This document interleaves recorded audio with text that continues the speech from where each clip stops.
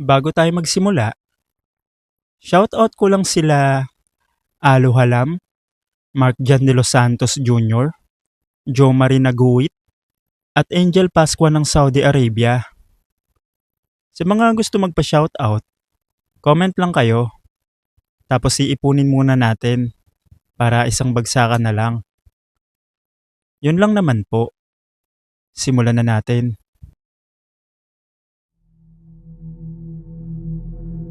Ako si Kelvin at nagtatrabaho ako sa isang BPO company sa may Quezon City.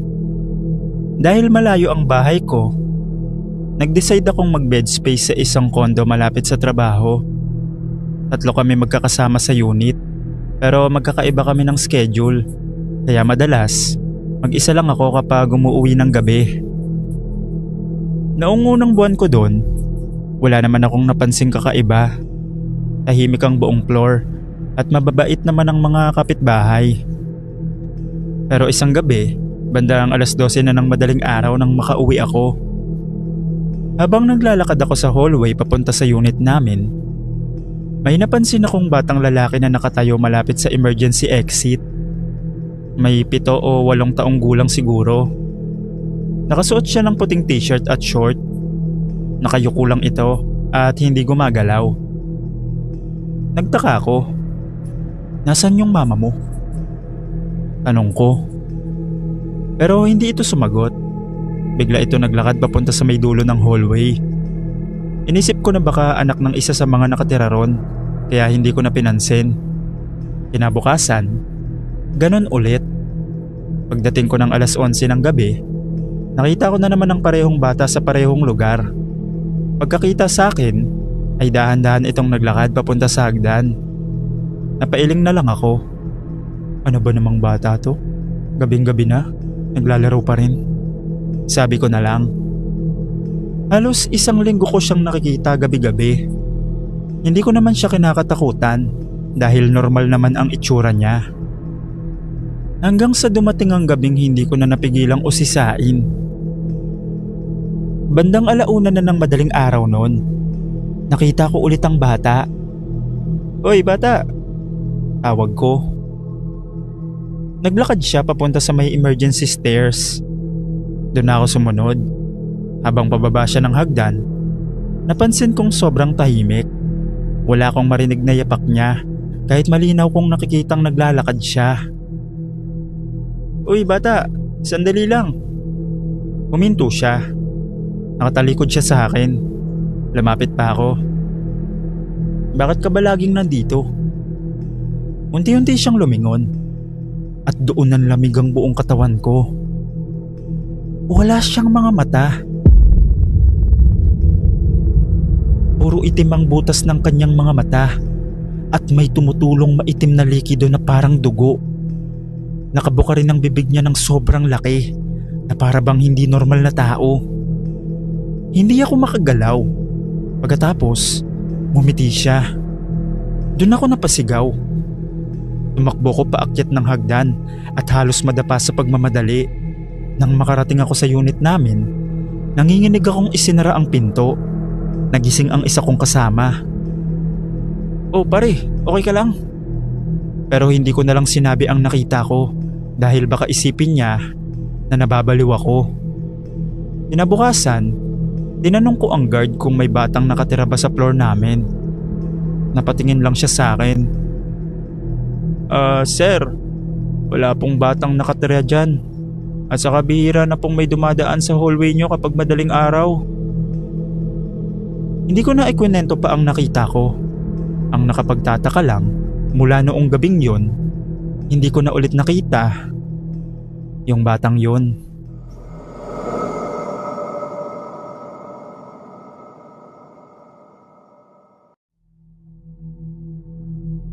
Noong 2023, lumuwas ako ng Maynila para magtrabaho.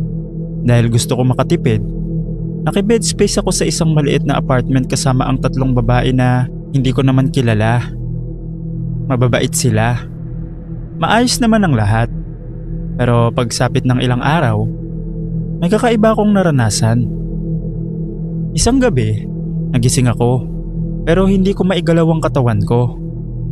Mulat ang mga mata ko, pero para akong napako sa higaan. Gusto kong sumigaw, pero walang lumalabas na boses. Ilang segundo rin akong ganon bago ako tuluyang nakagalaw. Inisip ko na baka dahil lang sa sobrang pagod sa trabaho. Pero kinabukasan, nangyari ulit. At sumunod na gabi, ganon na naman. Habang nakaratay ako at hindi gumagalaw, pakiramdam ko may nakatayo sa paahan ng kama ko.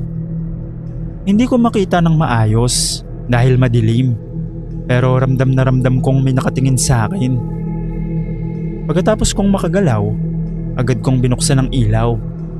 Tulog pa rin ang mga kasama ko at wala naman akong nakita. Hindi ko yun ikwento sa kanila. Baka isipin nilang nag-iinarte lang ako. Pero habang tumatagal, mas lumalala ang mga nararanasan ko. Minsan, habang inaatake ako ng sleep paralysis, pakiramdam ko may mabigat na nakadagaan sa dibdib ko. May naririnig pa akong mahinang bulungan na hindi ko maintindihan. Sa sobrang takot, halos ayoko nang matulog. Hanggang sa isang umaga, napansin ng isa kong kasama na namumutla na ako. "Ano bang nangyayari sa'yo? Parang ilang araw ka nang walang tulog." Tanong niya. Doon ko ikwento ang lahat. Nagkatinginan silang tatlo. Tapos sabi ng isa, "Akala ko ako lang." Sinabi niyang ilang beses na rin siyang nagkaroon ng sleep paralysis sa apartment na yon. Ang isa pa naming kasama, madalas daw magising na parang may nakamasid sa kanya sa gitna ng gabi. Hindi ko alam kung matatakot ba ako o ano. Pero doon na ako nag-decide na hindi ko na kayang manatili pa roon. Pagdating ng sweldo ko, agad akong lumipat ng ibang matitirahan. At nakapagtatakang simula nang umalis ako sa apartment na yon, hindi na ako muling nakaranas ng sunod-sunod na sleep paralysis. Hanggang ngayon, hindi ko pa rin alam kung stress lang ba yon o may iba pang dahilan. Pero ayoko na ulit maranasan yung sleep paralysis.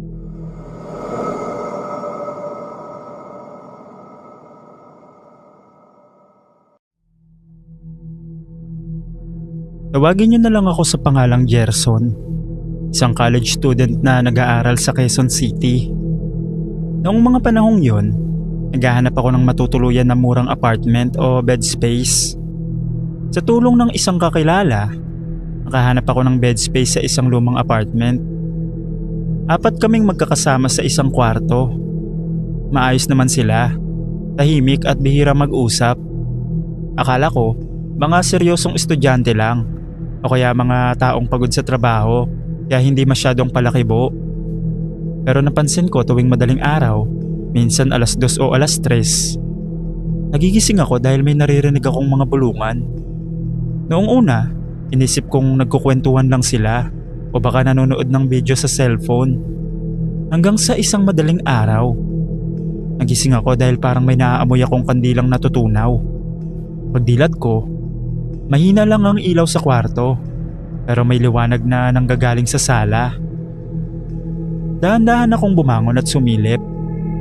Nanlamig ang buong katawan ko. Nakaluhod ang 3 kasama ko sa sahig. May mga kandilang nakapalibot sa kanila at sabay-sabay silang nag-uusal ng parang dasal na hindi ko maintindihan. Hindi ito katulad ng mga naririnig ko sa simbahan. Mabagal, pabulong at kakaiba ang tono na para bang iisang tao lang ang nagsasalita kahit 3 sila. Hindi ko alam kung anong ginagawa nila pero pakiramdam ko hindi ko dapat yun nakita.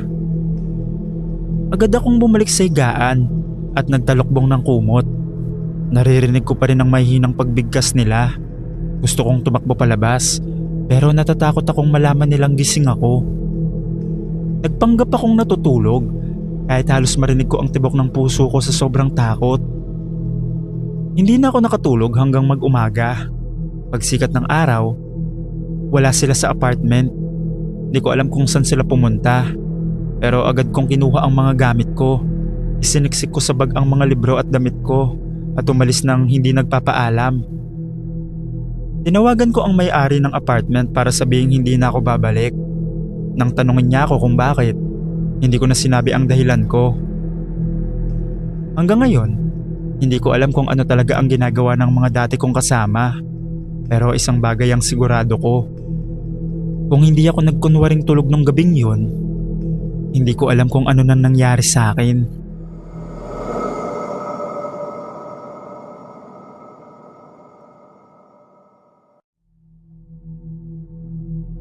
Ako si Harry at mahigit 3 taon na ako naka-bed space dito sa isang condo sa may Quezon City. Nasa 5th floor kami. Isang gabi, bandang alas 11, hindi ako makatulog kaya lumabas ako ng terrace para magpahangin. Tahimik ang paligid at kaunti na lang ang mga sasakyan sa kalsada. Habang nakatayo ako roon, bigla kong naamoy ang isang mabahong amoy na parang nabubulok na hayop. Medyo nagtaka ako. May patay yata na daga sa baba. Sabi ko. Tumingin ako sa ibaba at pinagmasdan ng madilim na bahagi ng iskinita sa likod ng kondo. Doon ko napansin ang isang lalaki at isang babae. Dahil sa dilim, hindi ko gaanong makita ang mukha nila, pero magkadikit sila at akala ko magkasintahan na may ginagawang kalokohan. Medyo yumuko pa ako sa railings para mas makita ko sila. Grabe naman, dito pa talaga sa iskinita. Pero habang nakatingin ako, may kakaiba akong napansin. Parang hindi normal ang kilos nila. Ang babae na kanina ay nakayakap sa lalaki ay biglang yumuko ng sobrang baba, samantalang ang lalaki naman ay tila unti-unting gumagapang. Akala ko nun nagbibiro lang sila, pero napansin kong tila humahaba ang kanilang mga braso at paa. Napakurap ako. Pagmulat ko, wala na akong nakitang tao. 2 malaking asong itim na lang ang nandun. Nakatayo sila sa gitna ng iskinita. Napalunok ako. Hindi normal ang laki nila. Pareho silang sobrang itim at kahit madilim, kitang-kita ko ang mapupula nilang mga mata. Doon ko rin napansin na ang mabahong amoy na naaamoy ko tila nanggagaling sa kanila. Biglang tumingala ang isa. Parang may naramdaman ito. Nanlamig ang buong katawan ko noon. Agad akong yumuko sa sobrang takot. Huwag sana nila akong makita. Paulit-ulit kong sabi.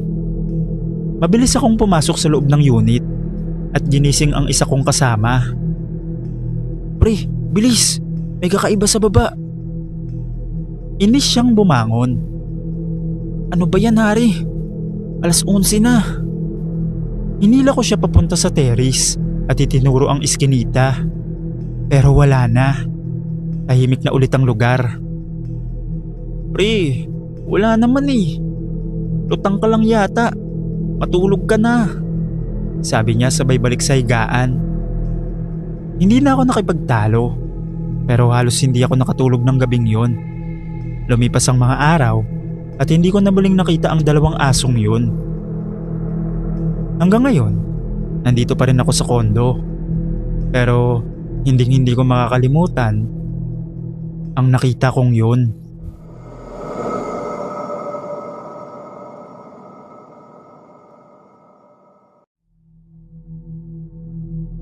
Nagtatrabaho ako noon sa Maynila bilang sales lady. Ako nga pala si Lisel, 23 years old. Dahil mahal ang renta, inalok ako ng dati kong kakilala na si Lovely na makitira muna sa inuupahan niyang apartment.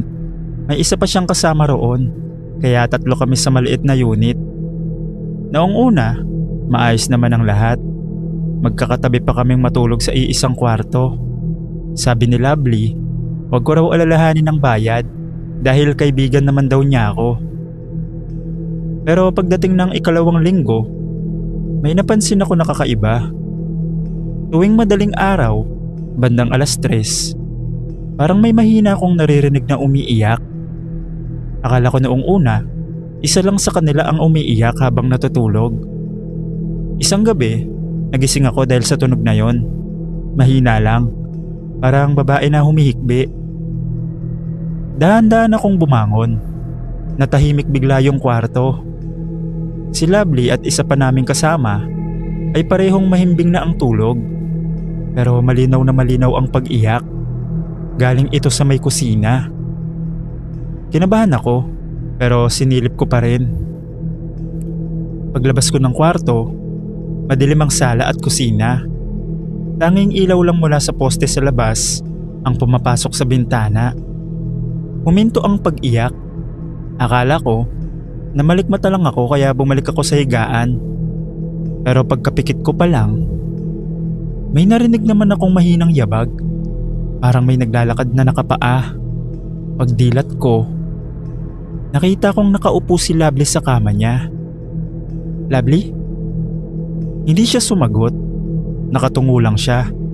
Akala ko gising siya, kaya babangon na sana ako nang biglang marinig ko ang boses niya mula sa tabi ko. Lisel, matulog ka na. Nanlamig ako. Nasa kabilang kama si Lovely at nakahiga pa rin siya.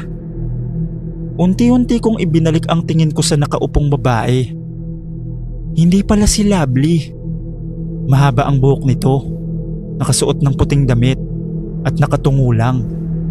Sa sobrang takot ko, nagtalokbong ako ng kumot at hindi na ako gumalaw hanggang mag-umaga. Kinabukasan, sinabi ko kay Lovely ang nakita ko. Bigla siya natahimik. Akala ko hindi mo mararanasan, sabi niya. Doon niya sinabi na bago pa sila lumipat sa apartment na yon, may dating umuupa roon na babae na namatay matapos iwan ng nobyo. Hindi nila alam ang dahilan, pero natagpuan na lang daw yung patay. Simula nun, may mga bed spacer daw na hindi na tumatagal sa unit. May mga nakakarinig ng pag-iyak. May nakakakita ng babaeng nakaupo sa gilid ng kama. At may ilan pang nagigising na may nakatayo raw sa tabi ng kama nila at nakatitig sa kanila. Hindi ko na pinansin yon, pero makalipas ang 3 gabi, mas malala ang nangyari. Nagising ako dahil parang may humihila sa kumot ko. Akala ko isa sa mga kasama ko, pero nang imulat ko ang mga mata ko, may nakita kong babae na nakaluhod sa tabi ng kama ko. Mahaba ang buhok niya, basang-basa ang mukha niya ng luha, at nanginginig ang boses niyang sinabing, "Pwede bang huwag mo akong iwan dito?" Napapikit ako sa sobrang takot. Paulit-ulit akong nagdasal. Nang dumilat ako ulit, wala na siya. Kinabukasan, nag-impake ako agad.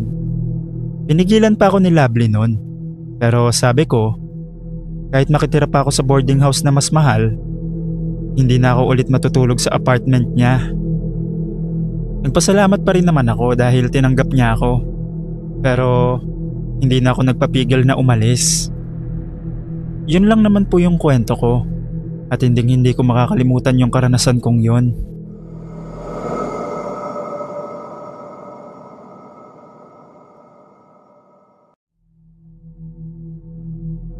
Ako si Mariel, bed spacer sa isang kondo.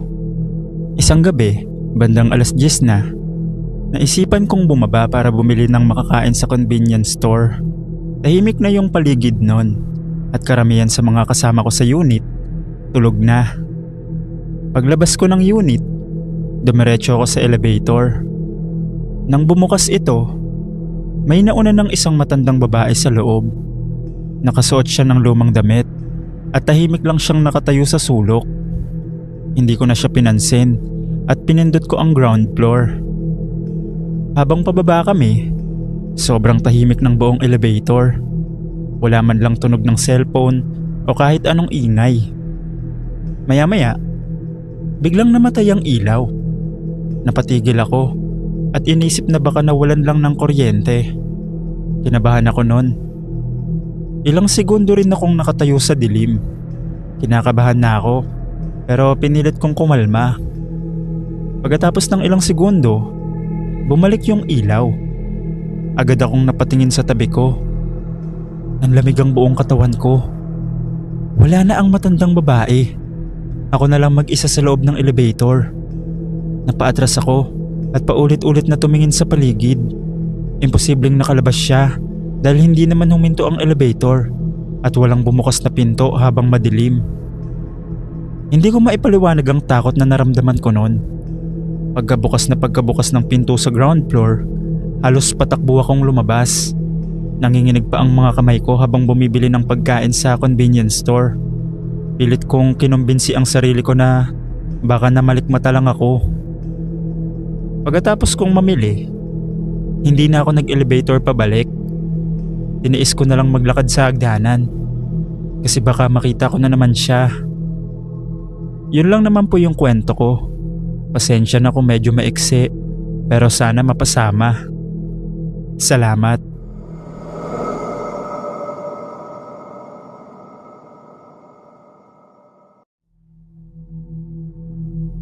Magandang hapon PNT Stories. Tawagin niyo na lang po ako sa pangalang Ronron. 2 taon na akong bantay sa isang lumang lighthouse sa isang maliit na isla sa Pilipinas. Hindi ko na babanggitin kung saan eksakto ang lugar. Ang alam lang ng karamihan, bihira ang dumadayo roon dahil malayo ito sa bayan at puro bato ang baybayin. Mag-isa lang ako tuwing gabi sa parola. Simple lang ang trabaho ko. Siguraduhin na gumagana ang ilaw sa tuktok ng tore at bantayan kung may barkong masyadong lumalapit sa mabatong bahagi ng dagat. Tahimik ang lugar. Minsan ang maririnig mo lang ay ang hampas ng alon at ang hangin na sumisipol sa bakal na railings ng lighthouse. Pero may isang bagay na paulit-ulit na binabanggit ng kapalitan kong bantay na si Ruben. Kapag may marinig kang parang kumakanta sa dagat, huwag kang lalapit. Noong una, akala ko binibiro lang niya ako. Sirena daw. Sabi niya minsan habang umiinom kami ng kape sa maliit na kusina sa ibaba ng lighthouse. Matagal ng kwento ng mga mangingisda dito. Napatawa lang ako noon, pero dumating ang gabi na hindi ko makakalimutan. Bandang 12:00 ng gabi yon, maliwanag ang buwan at halos pilak ang kulay ng dagat sa liwanag nito. Nasa balkonahe ako ng lighthouse, nakatanaw sa malayo habang umiikot ang malaking ilaw sa itaas ng tore. Tahimik ang paligid, hanggang sa may narinig akong mahina na awit. Noong una, akala ko hangin lang, pero habang tumatagal, mas luminaw ang tunog. Parang boses ng babae, malambing, malungkot, at napakaganda. Napakunot ang noo ko. Napatingin ako sa dagat. May tao ba dun? Sabi ko sa sarili ko. Imposible. Walang bangka, walang ilaw, walang kahit anong gumagalaw sa tubig. Pero tuloy pa rin ang awit. At habang nakikinig ako, may kakaibang pakiramdam na parang hinihila ako ng isip ko. Parang gusto kong sundan kung saan nanggagaling ang boses. Hindi ko napansin na bumababa na pala ako sa hagdan ng lighthouse. 3 palapag pababa hanggang sa makarating ako sa labas. Mas malakas na ngayon ang kanta at sigurado na ako galing ito sa dagat. Lumapit ako sa baybayin. Mabato ang lugar pero may maliliit na bahagi na parang natural na daanan pababa sa tubig. Doon ko siya unang nakita. May isang babae sa tubig. Hanggang bewang lang ang lalim ng dagat sa pwesto niya. Nakaharap siya sa akin at natatamaan ng liwanag ng buwan ang katawan niya. Mahaba ang buhok, maputi ang balat, at napakaganda ng muka. Parang hindi totoo. Tumigil ang paghinga ko sandali. Hindi ko alam kung bakit, pero pakiramdam ko, kilala ko siya. Parang may kakaibang pamilyar sa kanya, kahit ngayon ko lang siya nakita. Patuloy siyang kumakanta habang nakatingin sa akin at unti-unti siyang ngumiti. Halika. Hindi ko alam kung bakit niya sinabi yun o kung narinig lang ng isip ko. Pero biglang parang nawala ang lahat ng takot ko. Ang alam ko lang, gusto ko siyang lapitan. Lumubog ang paa ko sa malamig na tubig, pero hindi ako tumigil. Isa pang hakbang. Hanggang sa umabot sa dibdib ko ang dagat. Patuloy lang siyang kumakanta. Habang papalapit ako, Mas lalo kong nakikita kung gaano siya kaganda. Parang hindi pangkaraniwang tao ang mukha niya. Sobrang perpekto. Pero may kakaiba. Hindi siya umaatras habang lumalalim ang tubig. Parang hinihintay niya akong lumapit pa. Hanggang sa tuluyan akong lumusong sa mas malalim na bahagi. At doon, biglang may nagbago. Sa ilalim ng tubig, may nakita akong gumagalaw na anino sa ibabang bahagi ng katawan niya. Noong una, akala ko alon lang. Pero nang sumilip ako sa ilalim, biglang bumilis ang tibok ng puso ko. Hindi paa ang nasa ilalim ng katawan niya, kundi buntot, mahaba, maitim, at kaliskis. Sirena. Biglang tumigil ang kanta at sa unang pagkakataon, napansin kong hindi na siya nakangiti. Unti-unting nagbabago ang mukha niya. Ang dating napakagandang babae ay parang naging kabaliktaran. Ang mga mata niya naging mas malaki, kulay itim, at ang bibig niya bumuka ng sobrang laki. At doon ko nakita ang mga ngipin, mahaba, matutulis, parang sa halimaw. Bigla niyang hinawakan ng braso ko at sa lakas ng hatak niya, nahila niya ako pababa sa ilalim ng tubig. Napuno ng tubig dagat ang bibig ko habang pilit akong humihinga. Doon ko nakita ang totoong itsura niya. Hindi na siya maganda. Ang balat niya maputla at parang nabubulok. At habang hawak niya ako, ramdam kong hinihila niya ako pababa sa kailaliman ng dagat. Nagpumiglas ako. Sinubukan kong kumalma pero sobrang lakas niya. Pumipintig na ang ulo ko dahil sa kakulangan ng hangin. Unti-unti akong hinihila pababa. Mas lalo pang dumidilim ang paligid. At ang huling bagay na nakita ko sa ilalim ng tubig ay ang mukha niyang nakangisi. Pero biglang may malakas na ilaw na tumama sa tubig. Kasabay nito, may sumigaw mula sa dalampasigan. "Ron, Ron!" Si Ruben.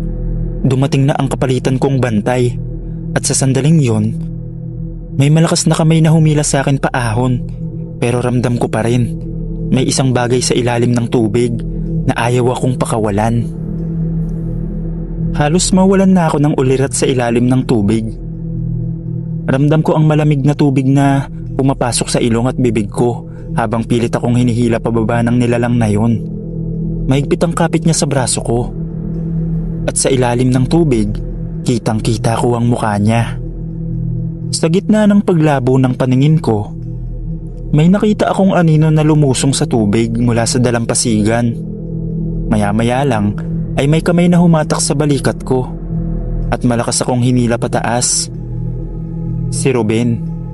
Halos pumutok ang dibdib ko nang makalanghap ako ng hangin pag-ahon namin. Pero hindi pa tapos ang laban. Ramdam ko pa rin na may humihila sa paa ko pababa. "May humahawak sa'yo," sabi ni Ruben habang pilit niya akong hinihila papunta sa mababaw na bahagi. Sumisigaw ako habang sinusubukan kong sipain ang kung anumang nakakapit sa akin sa ilalim ng tubig. Sa isang sandali, lumabas ang ulo ng nilalang sa ibabaw ng dagat at doon siya nakita ni Ruben. Napatigil siya sandali sa sobrang gulat. "Diyos ko," bulong niya. Sa liwanag ng buwan, lumitaw ang mukha ng sirena. Hindi na yun ang magandang babaeng nakita ko kanina. Ang mukha niya ay sobrang pangit at parang nabubulok. At habang nakatingin siya sa amin, bigla siyang naglabas ng napakalakas na huni na parang pagsigaw. Tumayo ang balahibo ko sa buong katawan. Mas lalo siyang humigpit sa paghila sa paa ko pababa. Halos matumba si Ruben sa lakas ng hatak.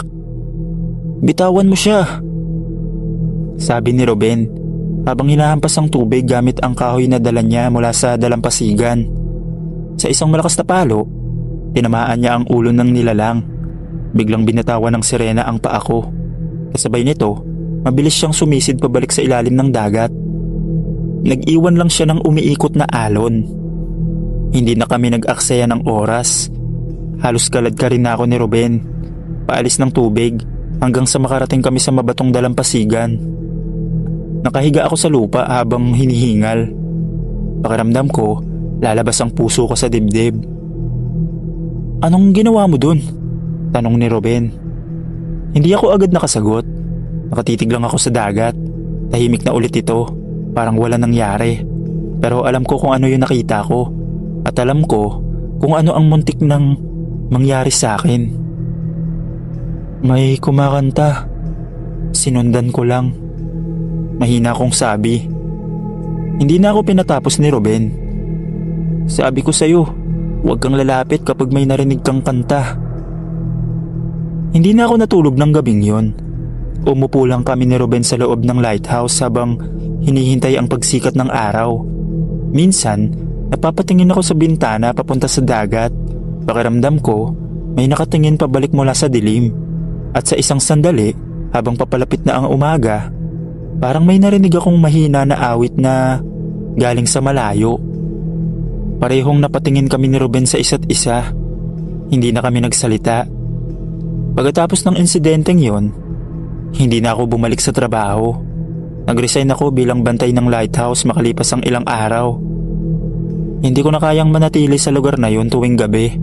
Pero hanggang ngayon, may mga pagkakataon na kapag nasa tabing dagat ako, lalo na kapag maliwanag ang buwan, parang naririnig ko ulit ang mahina, malungkot na awit na yon mula sa gitna ng dagat. At sa tuwing mangyayari yon, naaalala ko ang mukha ng nilalang na muntik nang humila sa akin pababa. At naiisip ko kung ano ang mangyayari kung hindi dumating si Ruben noong gabing yun.